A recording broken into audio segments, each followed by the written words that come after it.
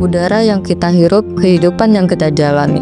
Namun polusi udara menjadi masalah serius yang mempengaruhi kesehatan dan lingkungan kita. Mulai dari asap rokok, jalan raya yang macet, pabrik yang mengeluarkan asap, dan udara kota besar yang tercemar. Semua itu menjadi bagian dari masalah polusi udara yang perlu kita bahas bersama. Dalam video ini kita akan membahas tentang beberapa poin penting tentang polusi udara, termasuk sumber-sumber polusi udara, dampaknya bagi kesehatan dan lingkungan, cara pencegahan polusi udara, serta beberapa cara yang dapat kita lakukan untuk mengurangi polusi udara dan menciptakan udara yang lebih bersih dan sehat. Setiap hari kita menghirup ribuan liter udara. Tapi, apakah udara yang kita hirup benar-benar bersih? Asap rokok contohnya. Kecil namun berbahaya. Bukan hanya bagi perokok, tapi juga bagi orang yang di sekitarnya. Asap rokok mengandung lebih dari 7.000 bahan kimia dan 70 diantaranya bersifat karsinogenik. Lalu, kendaraan bermotor. Motor dan mobil adalah penyumbang utama polusi udara di kota. Emisi gas buang mengandung karbon monoksida, nitrogen oksida, dan partikel halus yang dapat masuk ke dalam paru-paru. Pembakaran sampah sering dianggap solusi cepat. Namun, asapnya membawa racun, seperti dioksin, furans, dan partikel berbahaya lainnya.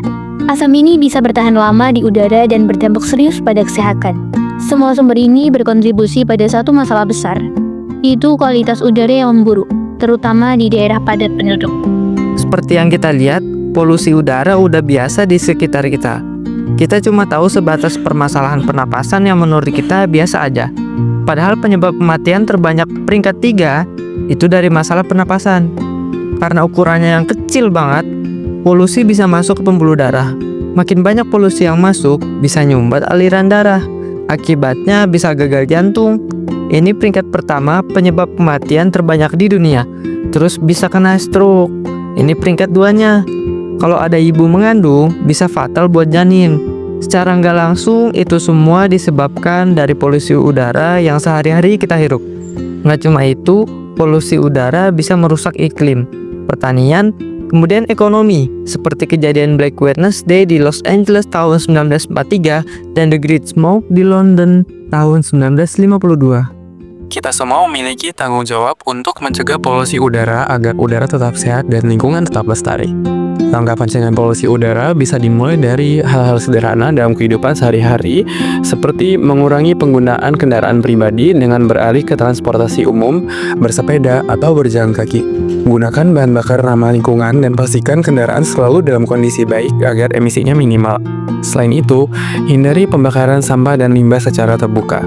Pilih metode pengelolaan sampah yang ramah lingkungan seperti daur ulang dan composting. Menanam pohon juga sangat penting karena pohon mampu menyerap karbon dioksida dan menghasilkan oksigen yang kita butuhkan. Kita juga bisa menghemat energi dengan mematikan peralatan listrik saat tidak digunakan dan menggunakan alat elektronik yang hemat energi. Kesadaran dan tindakan kecil dari setiap individu akan berdampak besar jika dilakukan bersama-sama.